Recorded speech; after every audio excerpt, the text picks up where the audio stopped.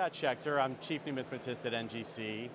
We're obviously on here both accepting submissions for certification to take back home to our office in Sarasota, and we've been grading on site. We just wrapped up our on-site grading at the show. One of the really exciting things about this fun show is that you can get coins graded while the show's going on. So you drop them off at our office, our booth here, and we'll get them graded, encapsulated, and back to you. And we've had some pretty amazing material at this show. We're grading both US coins and world coins on site. And it's just been a lot of fun, but a lot of hard work. How long have you personally been attending the fun show? I attended my first fun show, I think in the early 90s, actually. When I was in college, I used to come, and actually when I went to school, we had our exams at the end of January after the break.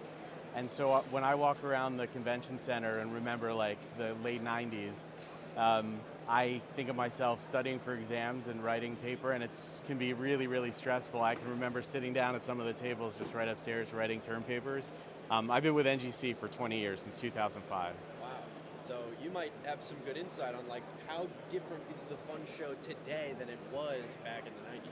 So, for me, the really exciting thing about the fun show is that it happens right after New Year's. And one of the things about coin shows is that even though this is a massive coin show, we're a really small industry. And so it's sometimes hard for us to get the very best weeks.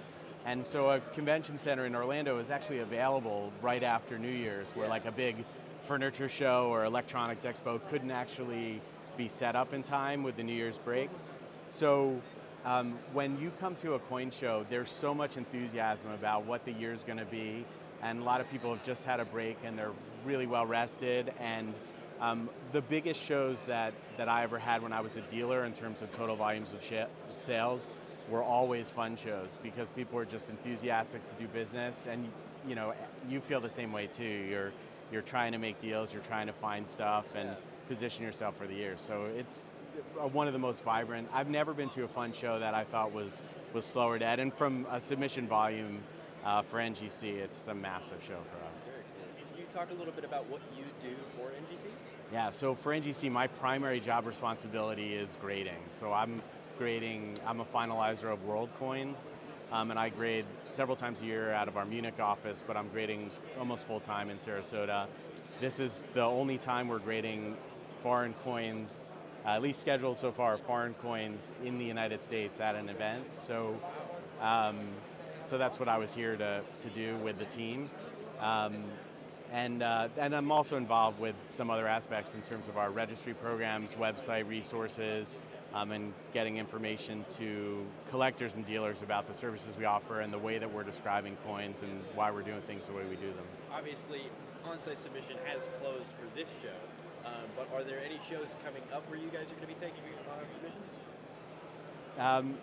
That's a great question. So I don't know the domestic schedule. I am grading on-site in our Munich office in the middle of February in Germany, and we're taking submissions for that at the Berlin World Money Fair, which is the largest European show and also an amazing expo to attend. It may seem crazy to go to Berlin for a coin show, but if you're interested in modern coinage issues, all the world mints set up there, and you learn everything about what's coming out in 2025. And for us, it's, you know, we take home coins and then a week later, roughly, process them in our Munich office and then get them back to collectors. So that's what's next on tap for me. I should be at that show, so maybe we'll get another interview while we're there. Last question. You've probably seen a lot of coins come across your desk over the past handful of days.